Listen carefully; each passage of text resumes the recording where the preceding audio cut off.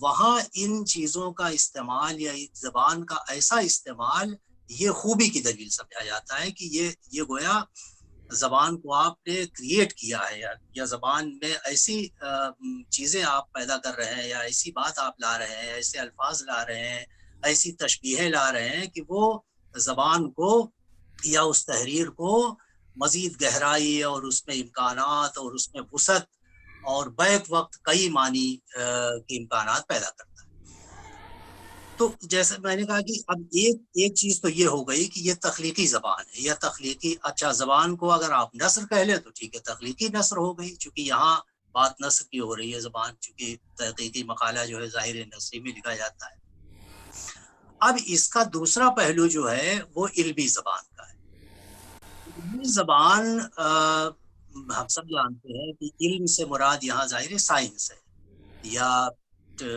Scientific language, علمی زبان یا سائنٹیفک لینگویج۔ تو جیسے ہی ہم علمی زبان کہتے ہیں تو فوراً ہمارے سامنے یہ بات واضح ہوتی ہے کہ کوئی ایسی بات ہم کہہ رہے ہیں یا کوئی ایسی بات ہم زبان کے ذریعے پیش کر رہے ہیں یا اظہار کر رہے ہیں کہ جس کے ذریعے سے کسی بات کو ثابت کرنا ہے، کسی بات کو رد کرنا ہے دلائل کے ساتھ، کسی بات ہمیں قائل کرنا ہے کسی کو۔ ظاہر ہے کہ تخلیقی چیزوں میں قائل کرنے والی بات نہیں ہوتی، تخلیقی چیزوں میں تو صرف ایک طرح کا تاثر پیدا کیا جاتا ہے، ایک طرح کی معنی کی گہرائی پیدا کی جاتی ہے، اس سے آدمی محظوظ ہوتا ہے، اس سے آدمی بہت متاثر ہوتا ہے یا اس خیال میں ڈوب جاتا ہے۔ وہاں قائل ہونے والی بات نہیں ہے،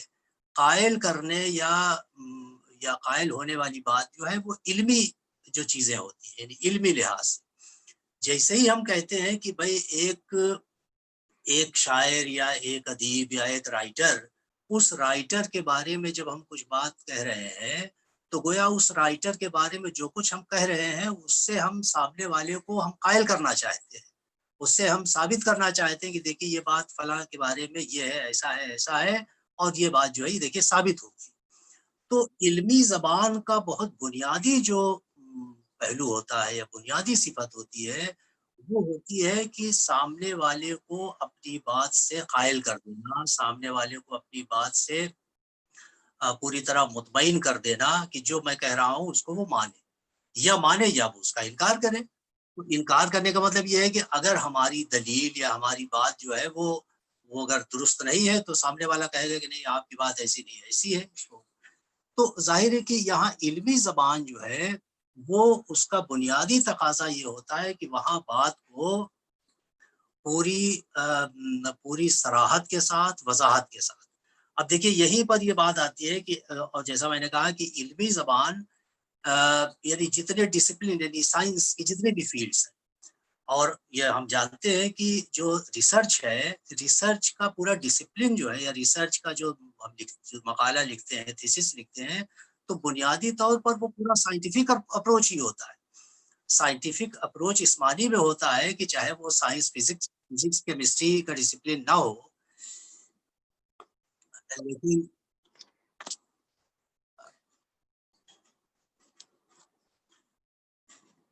آواز آ رہی ہے؟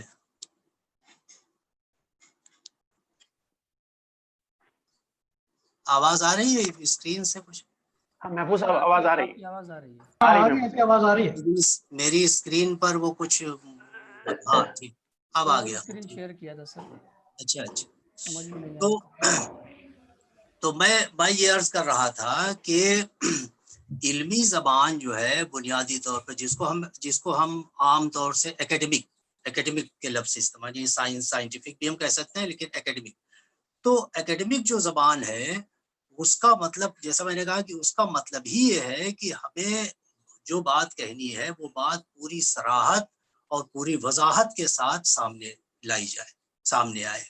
اس لیے کہ اگر ایسا نہیں ہے، اگر اس میں وضاحت اور صراحت نہیں ہے تو پھر وہی صفت وہاں بھی وہی پیدا ہو جائے گی جیسے تخلیقی زبان میں ہوتا ہے کہ ایک بات کو ہم کئی طرح سے انٹرپریٹ کر سکتے ہیں، اور کئی طرح سے انٹرپریٹ کرنا علمی زبان کے لیے بالکل زہر ہوتا ہے، یعنی سب قاتل کی طرح ہوتا ہے علمی زبان میں۔ کیونکہ یہاں علمی زبان علمی نثر کا بنیادی کام ہی یہ ہے، جیسا میں نے کہا، کہ بات کو اس طرح کہنا کہ ہماری بات سامنے والے تک پوری طرح وضاحت کے ساتھ کمیونیکیٹ ہو جائے، وضاحت کے ساتھ اس تک منتقل ہو جائے. اور وضاحت کے ساتھ منتقل ہونے کے لیے ضروری ہے کہ ہماری بات جو ہے یا ہماری جو کچھ ہم کہہ رہے ہیں نثر میں، وہ پوری طرح سے واضح، پوری طرح سے صراحت کے ساتھ، پوری طرح کلیئرٹی کے ساتھ.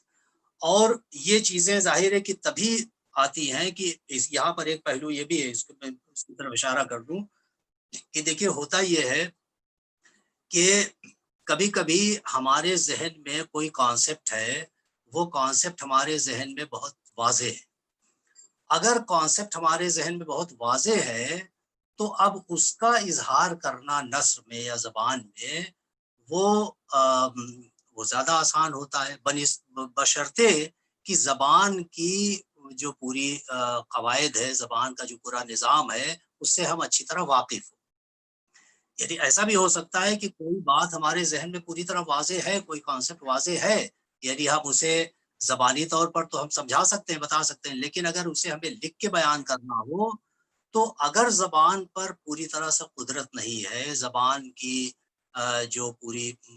زبان کا جو پورا نظام ہے، زبان کی جو قواعد ہے، زبان کا جو اسٹرکچر ہے، اگر ہم کو اس پر قدرت نہیں ہے، اس سے ہم واقف نہیں ہیں، تو عین ممکن ہے کہ ہمارے ذہن میں جو کانسیپٹ ہے وہ ہمارے ذہن میں تو بالکل صاف ہے، لیکن زبان میں جب ہم بیان کر رہے ہیں تو وہ ہمارے بیان سے وہ کانسیپٹ جو پوری طرح واضح نہ ہو رہا ہو،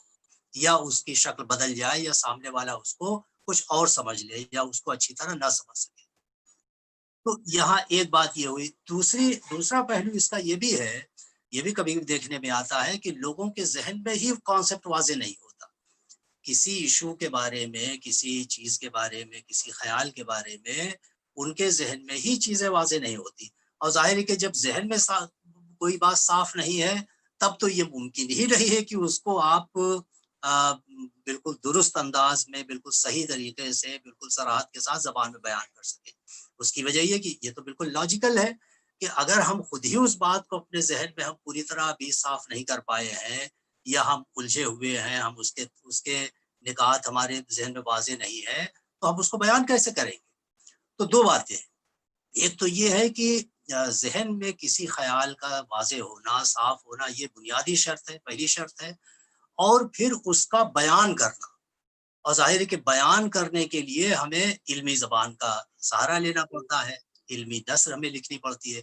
تو اب علمی نثر کی جو ضروریات ہیں، یا اس کی جو صفات ہیں، اس کے جو تقاضے ہیں، ان سے واقف ہونا، ان سے پوری طرح بہرہ مند ہونا، یہ اس لیے ضروری ہے کہ جیسا میں نے کہا کہ ہمارے ذہن میں بات واضح ہے، لیکن اگر ہم زبان کی اسٹرکچر سے اچھی طرح واقف نہیں ہیں تو ہم اسی بات کو، جو واضح بات ہمارے ذہن میں، اسی بات کو ہم بیان کرتے ہوئے الجھا دیں گے، یا سامنے والا اس کو پڑھ کے وہ نہیں سمجھ پائے گا کہ ہم کہنا کیا چاہتے ہیں. اب یہاں پر پھر دو پہلو آتے ہیں. ایک بنیادی بات یہ ہے علمی نثر کی کہ نثر کا یا زبان کا یا نثر کا درست ہونا. دیکھیے یہاں بھی کبھی کبھی لوگ کنفیوز کرتے ہیں